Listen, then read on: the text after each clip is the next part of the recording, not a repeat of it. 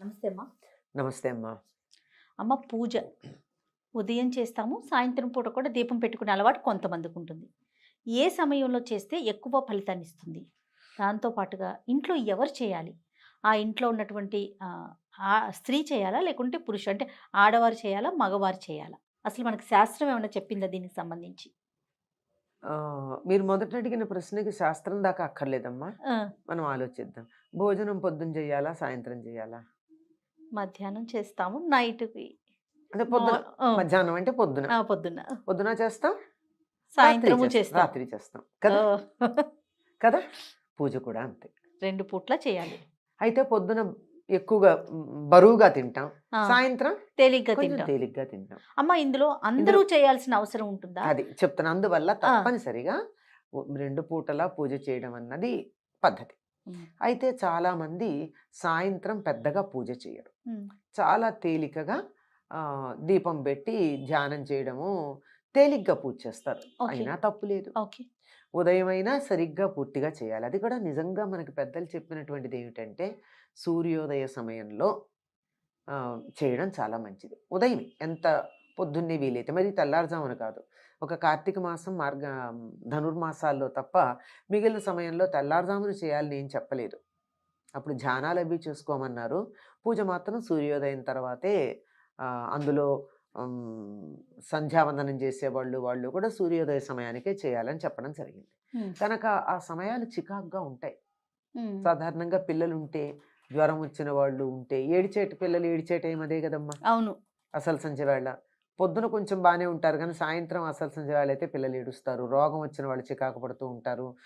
ఇంట్లో కాస్త మానసికంగా సరిగ్గా లేని వాళ్ళు పిచ్చి పిచ్చి మాటలు మాట్లాడుతూ ఉంటారు. ఇవన్నీ ఉండే సమయాలు.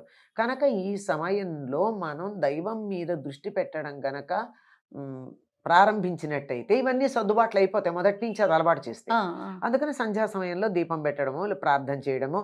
అందరూ దీపం పెట్టక్కర్లేదు గనక ఒకళ్ళు దీపం పెడితే మిగిలిన వాళ్ళందరూ అక్కడ కూర్చొని దండం పెట్టుకోవడము, తోచిన నామం చదువుకోవడము, స్తోత్రాలు చదువుకోవడము, మొత్తానికి దైవ ధ్యానంలో సమయం గడపమని చెప్పారు. ఆ. ఉదయం సాయంత్రం కూడా. మీరు ఇంకోటి అడిగారు, ఆడవాళ్ళు చేయాలా, మగవాళ్ళు చేయాలి? అయితే దానికన్నా ముందు ఉమ్. కొంతమంది కొన్ని మాటలు నేను విన్నానమ్మా. కొన్ని కమ్యూనిటీస్ మాత్రమే పూజ చేయాలి, నిత్యం పూజ, అందరూ చేయాల్సిన అవసరం లేదు. ఉమ్. అంత ధూపదీప నైవేద్యాలు పెట్టి ఉమ్. అంత పూజ చేయాల్సిన అవసరం అందరికీ లేదు. కొన్ని కమ్యూనిటీస్ అంటే బ్రాహ్మణ కమ్యూనిటీ మాత్రమే చేయాలి అనేది విన్నానమ్మా. అది కరెక్టేనా? తప్పమ్మా, ఎవరైనా చెయ్యాలి. అందరూ చెయ్యొచ్చు. అయితే ఉదాహరణకి ఇప్పుడు పొలంలో పనిచేసుకోవడానికి వెళ్ళే వాళ్ళు ఉన్నారమ్మా. పొద్దున ఇప్పుడైతే 10 నుంచి 5 దాకా ఎండలో చేస్తున్నారు కానీ పూర్వకాలం అయితే తెల్లవారుజామున తెల్లవారుజామున. వెళ్ళి 9, 10 కల్లా ఎండ వాళ్ళకి లెక్క, పొద్దెక్కడమే లెక్క. పొద్దెక్కే టైంకి ఇంటికి వచ్చి మళ్ళీ తర్వాత 4కి వెళ్ళి పొద్దుగుకే టైంకి ఇంటికి రావడం, అలా చాలా చల్లబాటు వేళ శరీరం అలసిపోకుండా చక్కగా చేసుకునేవాళ్ళు. అట్లాంటి వాళ్ళని నువ్వు షోడశోపచార పూజ చెయ్యి అంటే కుదరదు గనక వాళ్ళు చెయ్యకపోయినా పర్వాలేదన్నారు. ఖాళీగా ఉన్నప్పుడు చేసుకోవచ్చు. అంతే తప్ప వాళ్ళు చెయ్యకూడదు అని కూడదని కాదు. లేదు. Exemption is different from banning. Yes. ఈ రెండింటికి మధ్య ఉన్న డిఫరెన్స్ తెలియక చాలా problems. Exempted is different, banned is different. Yes. చెయ్యొద్దు అని ఎక్కడా చెప్పాల. చక్కగా చెయ్యొచ్చు, అందరూ చెయ్యొచ్చు. అసలు కమ్యూనిటీస్ అంటే అందరూ చేయాలమ్మా. ఇప్పుడు వీళ్ళు అన్నం తినాలి, వీళ్ళు అన్నం తినకూడదు అని ఎవరి గురించి చెప్తున్నారమ్మా? శరీరానికి ఆహారం ఎంత అవసరమో మానసిక ఆరోగ్యానికి ధ్యానము, పూజ అంత అవసరం. ఎవరికి అక్కర్లేదు? అందరూ చేయొచ్చు. కాకపోతే వాళ్ళు చేసేటటువంటి పనులను బట్టి, వాళ్ళకున్న వృత్తి ధర్మాలను బట్టి వెసులుబాట్లు కలిగించారు, కొన్ని రకాలైనటువంటి సౌకర్యాలు కలిగించారు, కొన్ని రకాలైన ఇబ్బందులు లేకుండా మీరింత మాత్రం చేసినా చాలు అని చెప్పి వాళ్ళకి ఎగ్జంప్షన్ ఇచ్చారు అంతే. అంతే తప్ప ఇది వీళ్ళే చేయాలి, ఇది వీళ్ళు చెయ్యకూడదు అన్నది లేదు, నియమం లేదు, ఏమీ లేదు. తప్పనిసరిగా అయితే ఈ చెయ్యగలిగినటువంటి చెయ్యవచ్చని చెప్పిన కమ్యూనిటీస్ అని చెప్పారే, వాళ్ళు కూడా రోజు చేస్తున్నారా అమ్మా? అంటే ఉన్నమాట సత్యం మాట్లాడుకోవాలి ఇప్పటికి కూడా. మీరన్న కమ్యూనిటీస్లో నిత్యం షోడశోపచార పూజ చేస్తున్నారా? అది ప్రశ్నించుకోవాలి, అది ఈ మాటలు మాట్లాడేవాళ్ళు ఇవన్నీ కూడా ఆలోచించాలి కదా. తొందరపడి మాట అనడం చాలా తేలికమ్మా. తర్వాత ఈ చేసేవాళ్ళు రోజు స్నానం చేసి, వంట చేసి, చేసినటువంటి వంటని దేవుడికి నివేదన చేసి, నివేదన చేసింది మాత్రమే తినేటటువంటి వాళ్ళు ఉన్నారా? అందరూ కొద్దిమంది ఉన్నారు, లేరంటల్లా. అందరూ లేరు కదా. అవును. ఏదన్నా అంటే మా ఉద్యోగం, మా ధర్మం అని అంటున్నారు. అవును. అందువల్ల ఇది సమాజాన్ని విడదీసి ఏదో రకంగా ముక్కలు చేసి ఒకళ్ళ మీద ఒకళ్ళని ఉసిగొల్పడానికి చేసేటటువంటి ప్రయత్నాల్లో భాగం తప్ప ఇది నిజంగా ఎక్కడా లేదు. వీళ్ళు చెయ్యొచ్చు, వీళ్ళు చేయకూడదని లేదు. ఎవరికి వీలైనట్టు వాళ్ళు చెయ్యొచ్చు.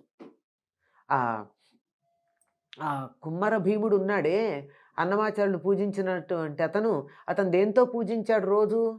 కుండలు తయారు చేస్తూ, ఆ కుండలు చేసిన తర్వాత వచ్చేటటువంటి మట్టి చివరిగా ఉన్నటువంటి దాన్ని ఇట్లా చేతులు నలిపేస్తే చివరి మట్టి కొంత వస్తుంది. ఆ మట్టితో చిన్న చిన్న పువ్వులు చేసి ఈ పూలని ఆయనకి అర్పించాడు. చేసిన పూలని ఆయనకి ప్రత్యక్షమయ్యాడు ఆయన, అవును. అనుగ్రహించాడు కదా.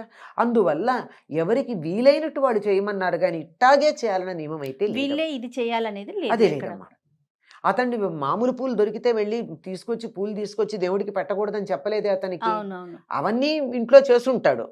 ఇక్కడ కూడా చేస్తూ ఒక పువ్వు చేసి ఈ పువ్వు కూడా ఇస్తున్నాను అని ఉంటాడు. అంత మాత్రాన ఎవరిని వద్దని చెప్పలేదు, అందరూ చేయొచ్చు. చెయ్యకూడని పరిస్థితులు ఉన్నాయి. అంటే అశౌచం వచ్చినప్పుడు అట్లాంటప్పుడు చెయ్యొద్దన్నారు తప్ప అది ఎవరైనా పాటించాలి. అది ఎవరికైనా పాటించాలి. వీళ్ళు వాళ్ళు అన్నటువంటి భేదం లేదమ్మా. ఒక్కటి గుర్తుపెట్టుకోవాలి, చాలా సందర్భాల్లో మళ్ళీ మళ్ళీ మళ్ళీ మళ్ళీ చెప్తాను, నేను ఎన్నిసార్లు చెప్పమన్నా చెప్తా. సనాతన ధర్మంలో మనుషుల్ని ఈ రకంగా విభజించిన పద్ధతి లేదు. వారి వారి వృత్తి ధర్మాలు, మానసిక పరిస్థితులు, శారీరక పరిస్థితులు, ఆర్థిక పరిస్థితులు వీటన్నింటినీ కూడా పరిగణనలోకి తీసుకుని ఇది వీరికి ఉపయోగం, ఇది వీరికి ఉపయోగం కాదు అని చెప్తున్నారు. లేదు నేను దాన్ని అధిగమిస్తానంటే ఎవరు కాదనలా. ఓకే. అంతే తప్ప నో వన్ ఈజ్ బ్యాండ్. కొన్ని ఉన్నాయి వీళ్ళు పనికిరారు అని చెప్పినటువంటి వాళ్ళు కమ్యూనిటీ ప్రకారం లేదు, వాళ్ళు చేసే పనులను బట్టి ఉంది. చేసిన పనులను బట్టి ఉందే తప్ప కమ్యూనిటీ ప్రకారం కాదు. అంచేత ఇట్లాంటిది లేదు, ఈ సోషల్ బ్యానింగ్ అన్నది లేదు. మీరు ఇంకొకటి అడిగింది ప్రధానమైనటువంటిది, ఆడవారా మగవారా? ఆడవాళ్ళ మగవాళ్ళ. పూర్వకాలం శుభలేఖలు ఎట్లా ఉండేవమ్మా? శుభలేఖ అంతా రాసిన తర్వాత పైన ఏమనుండే, ఎవరి పేరు మీద ఇచ్చేవారు? ఇంటి పెద్ద ఎవరుంటే వాళ్ళ పేరు మీద ఇచ్చేవారు. శ్రీ అని చెప్పి వాళ్ళ పేరు మీద. శ్రీ సహకుటుంబ వారు కుటుంబ సభ్యులందరూ అంతే. అంతే తప్ప మిసెస్ అండ్ మిస్టర్ అని కానీ, మిస్టర్ అండ్ మిసెస్ అని కానీ, XYZ అని కానీ వీళ్ళందరివి ఉండేవి కాదు. కనుక ఎవరు ఇంటికి యజమాని ఎవరు అంటే, ఎవరు యజ్ఞం చేస్తారో అతడు యజమాని. అంటే పూర్వం యజ్ఞం అంటే బ్రహ్మాండంగా జంతువులు తీసుకొచ్చి అంతంత ఆర్భాటం చేయడం కాదు, రోజు ఇంట్లో హోమం చేయడమే. అగ్నికార్యం ప్రతి వాళ్ళు చేసేవాళ్ళు పూర్వం. అలాంటి చేసేటటువంటి చోట ఎవరు చేస్తారో వాళ్ళే చెయ్యాలి ప్రధానంగా అని.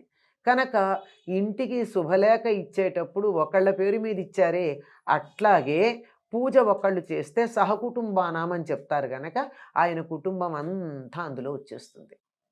కనుక ఇంట్లో ఒక్కరు చేస్తే, ఇంటి యజమాని ఎవరో వాళ్ళు చేస్తే చాలు. ఆ యజమాని అన్న పదంలోనే ఈ ఇంట్లో ఈ అగ్నికార్యం, పూజ ఇత్యాదులన్నీ నేను చేస్తాను అన్నవాడికి యజమాని అని పేరు. ఆయన చేస్తే చాలండి. పూజ నిజానికి మగవాళ్ళే చెయ్యాలి. ఈ కాలంలో ఆడవాళ్ళకి వంటింటితో పాటు పూజ గృహం కూడా ఇచ్చేసి సుఖపడిపోతున్నారు మగవాళ్ళు. అవును. కాకపోతే నియమాలు మాత్రం చెప్తారు.